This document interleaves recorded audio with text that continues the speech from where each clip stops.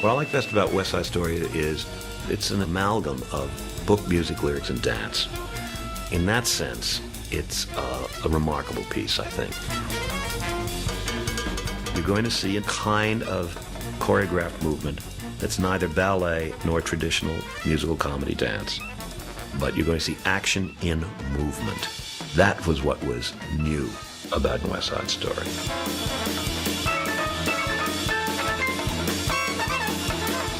I think Jerry Robbins' choreography is an authorship in that show. I don't think all choreography always is, but certainly in that show. The marriage of dance movement and storytelling was new to the theater. Jerome Robbins was the prime example of the idea that someone could direct and choreograph a Broadway musical, that they weren't two separate jobs to be given to two different people, but that the whole thing could move as one. Other people had done it before him, for instance, Agnes DeMille, and he took things like the idea of the Dream Ballet, Oklahoma, and applied it to the whole piece.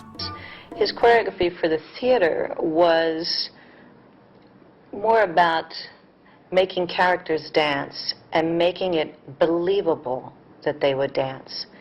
In the theater, you are choreographing for a character, you're choreographing for a particular time period, and it has to be believable that these people launch into song and dance. And watching Robbins work, he could make sailors start dancing, but never leave the physicality of being a real sailor. And he would make dancers at a wedding and Fiddler on the Roof put bottles on their head, and they would never leave those sort of wedding guest characters. He was very funny. Jerry is one of the few choreographers who really had humor. And the vitality of New York and ordinary people like subway riders and sailors, and not magic swans or enchanted princes, but, you know, people.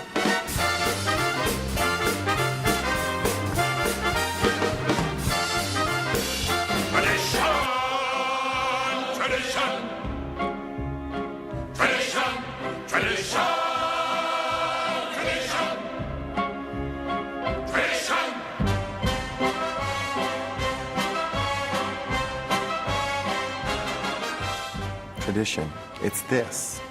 It's that. It's everyone standing in a row, holding hands. This is the way we live. This is what we believe in.